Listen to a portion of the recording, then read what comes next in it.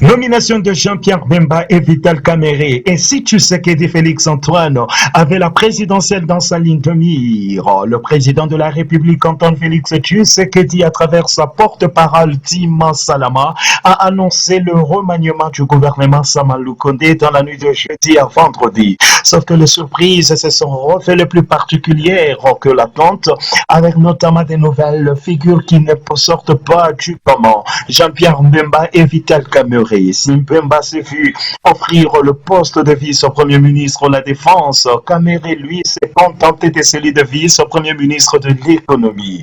Cependant, au fil de ces deux nominations, des questions posent. Pourquoi ce deux-là? Surtout pourquoi maintenant, à 9 mois de sélection présidentielle, en plaçant ces deux figures emblématiques dans son gouvernement, dans des postes clés auxquels penchant politique étant clé le chef de l'État congolais, et si ce choix reposait non sans raison sur la présidentielle de 2023, si on remonte le temps, ces deux poids lourds, Jean-Pierre Bemba et Vital Kamerhe, n'ont pas qu'en commun leur célébrité, mais ils se glissent également dans la classe des politiques congolais ayant un passé controversé. Si l'un excelle dans les exercices militaires, l'autre est un vrai magnat en gestion économique. Le futur vice-premier ministre, ministre de la Défense, Jean-Pierre Bemba, ancien vice-président 2003-2006 et ex-chef de guerre, avait été condamné à 18 ans de prison par la Cour pénale internationale, CPI en sigle, pour le crime commis en République centrafricaine avant d'être acquitté en appel en 2018. Au terme de 10 ans d'emprisonnement. Sa nomination semble un choix plutôt judicieux, car elle intervient alors que la RDC est aux prises avec de violences armées depuis près de 30 ans dans sa partie orientale et connaît un pic de tension avec son voisin le Rwanda, que Kinshasa accuse de soutenir la rébellion du M23, laquelle occupe depuis l'année dernière de larges pannes de la province congolaise du Nord Kivu. Pour Vital Kamerhe, il faut rappeler qu'avant ses ennuis avec la justice congolaise, il a été le tout-puissant directeur de cabinet du président Tshisekedi, son partenaire dans la plateforme électorale Cap pour le changement, et a été en charge du programme de 100 jours.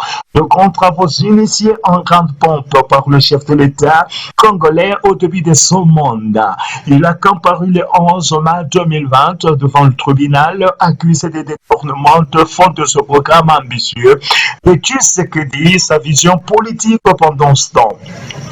Il se voit condamné à 20 ans de prison en 2020 avant que le jugement ne soit cassé et qu'il soit acquitté en 2022. Ses proches le voyaient même être nommé à la tête du gouvernement. Finalement, il devrait se contenter du ministère de l'économie, mais avec un rang de vice-premier ministre. Cette présidentielle en ligne de mire, avec ses deux entrées au gouvernement de Samalou Kondé qui se voit reconduire malgré le remaniement, c'est évidemment la présidentielle que Félix Tshisekedi Antoine a en ligne de mire. Les candidatures de Jean-Pierre Bemba et Vital Kamerhe ne sont pas totalement écartées. Respectivement à la tête du MLC, le mouvement de libération du Congo, et de l'Union pour la nation congolaise UNC ainsi que le décembre, ont de formation politique bien ancrée dans l'agora politique congolaise. Bemba et Kamerhe représentent des régions importantes. Le nord pour Jean-Pierre Bemba et l'est du pays pour Vital Kamerhe, avec une base électorale historiquement au Kasaï. Un premier ministre du Katanga porte à croire que Tshisekedi tisse sa toile électorale en vue du scrutin de décembre prochain. Un premier ministre en 2024. Cette fidélité au gouvernement de l'Union sacrée mériterait d'être récompensée au regard de démission des ministres pro-Katumbi. Il est évident que le poste d'un président de la République irait mieux en Bemba et Kamerhe compte tenu de leur carrière politique. Mais le poste d'un chef du gouvernement ne semblerait pas non plus verser ni l'un ni l'autre s'ils se sont contentés des postes leur confiés présentement, la défense et l'économie. Tout laisse également à croire que l'actuel chef de l'État vise à récompenser ses figures s'il brille son second mandat. À la prochaine. Rien ne contenterait cela qu'un poste de Premier ministre. La haute spiritualité.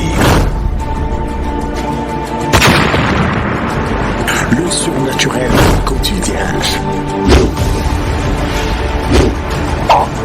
La créativité. L'excellence. Ces fins de vie média plus. Vivons Dieu autrement.